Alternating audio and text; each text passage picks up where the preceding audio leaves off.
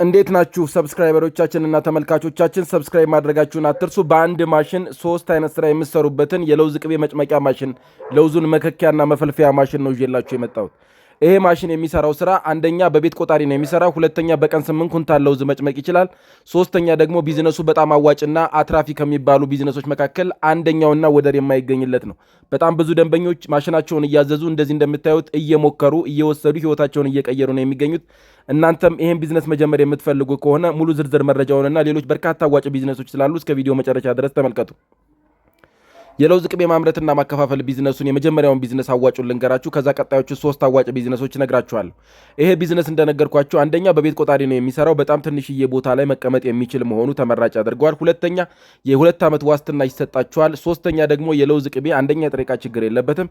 ከዛ ሲቀጥል ደግሞ ለውዝ ቅቤውን ካመረታችሁት በኋላ እንሽጥ ብትሉ በየቀኑ በቀላሉ ሁሉም ኢትዮጵያ የሚጠቀመው ስለሆነ መሸጥ ትችላላችሁ ማለት ነው። አንድን ቢዝነስ አዋጭነቱን ማጥናት ያለባችሁ ሁሌም ቢዝነስ ለመስራት ስትነሱ አንደኛ ጥሬ ዕቃውን በቀላሉ አገኘዋለሁ ወይ የሚለውን ነገር እርግጠኛ መሆን መቻል አለባችሁ። በዚህ ደረጃ በዚህ መስፈርት ከወሰዳችሁት የለውዝ ቅቤ ማምረትና ማከፋፈል ቢዝነስ ሁሌም ቢሆን በየደቂቃውና በየሰከንዱ ጥሬ ዕቃውን በፈለጋችሁት ፍጥነት ብትፈልጉ እህል በረንዳ፣ ብትፈልጉ ወፍጮ ቤት፣ ብትፈልጉ አካባቢያችሁ ላይ ያሉ እህል ነጋዴዎች፣ ብትፈልጉ አከፋፋዮች ጋር በቀላሉ ጥሬ ዕቃውን ማግኘት ትችላላችሁ ማለት ነው።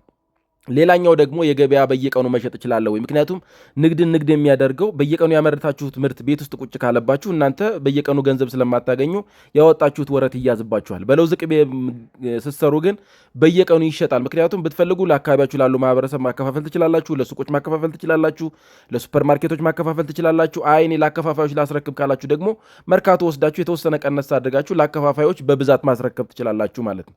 ሌላኛው ደግሞ ማሽኑ ትልቅ መጋዘን፣ ትልቅ ቦታ፣ ትልቅ መብራት ኃይል ያስፈልጋል ወይ? ምክንያቱም አንዳንዴ ትልቅ መጋዘንና ትልቅ መብራት ኃይል የሚያስፈልገው ማሽን ከሆነ ብዙ ወጪ ያስወጣቸዋል። ይሄ ማሽን ግን በጣም ትንሽዬ ቦታ ላይ መቀመጥ የሚችል በቤት ቆጣሪ የሚሰራ ስለሆነ በዚህ መስፈርትን ብትወስዱት ወደር የማይገኝለት አዋጭና አትራፊ ቢዝነስ ነው ማለት ነው። በሙከራ ላይ ስለሆነ ነው አሁን እያያችሁት ያላችሁት። ገና እየተሞከረ ትንሽዬ ለውዝ ገብቶበት ነው። በጣም በብዛት ማምረት የሚችል ከፍተኛ አቅም ያለው የለውዝ ቅቤ ማምረቻ ማሽን ነው ማለት ነው። ስለዚህ በዚህ መስፈርትን ብትወስዱት ለውዙ እንደምታዩት አሁን ፍጥነቱ እየጨመረ ይሄዳል። ምክንያቱም ለውዙ ከላይ በደንብ በገባለት ቁጥርና ሚክስ ባደረገ ቁጥር በደንብ በፍጥነት ማውረድ ይጀምራል ማለት ነው። የመጀመሪያው እንደገባ ስለሆነ ነው አሁን እያያችሁት ያላችሁት። ስለዚህ በዚህ መስፈርትም ከሄዳችሁ የለውዝ ቅቤ ማምረት ማሸግና ማከፋፈል ቢዝነስ በጣም አዋጭ ነው። ሌላኛው የፓኬጂንግ ጉዳይ ነው። ፓኬጂንግ ወይም ደግሞ ማሸጊያውን የታገኛለው ነው። ማሸጊያውን በቀላሉ ማግኘት ትችላላችሁ። በሁሉም ቦታ ላይ የለውዝ ማሸጊያ ማሽኖች በቀላሉ የሚገኙ ሲሆን ዋጋቸውም ደግሞ ተመጣጣኝና ቅናሽ የሚባል ነው። ፕላስቲክም ስለሆኑ ማሸጊያቸው ብዙ ውድ ዋጋ የሚያስከፍል አይደለም። እንደገና ከውጭ የምታስገቡት ነገርም ምንም ነገር ስለሌለው ሁሉም ነገሩ ለማምረት የምትጠቀሟቸው ግብዓቶች በሀገር ውስጥ የሚገኙ መሆናቸው ደግሞ ሌላው ተመራጭ የሚያደርገው ነገር ነው ማለት ነው።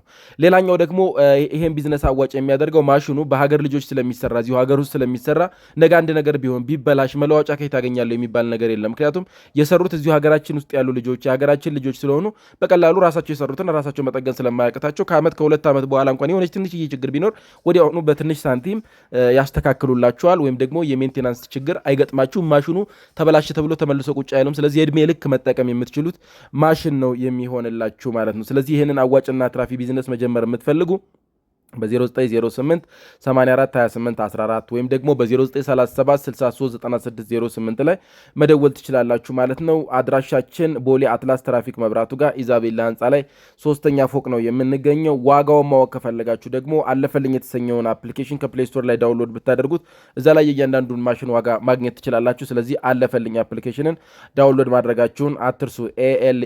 ALEFLIGN ነው አለፈልኝ። ስለዚህ እንደዚህ ብላችሁ ሰርች አድርጋችሁ ማግኘት ትችላላችሁ ማለት ነው ፕሌይ ስቶር ላይ።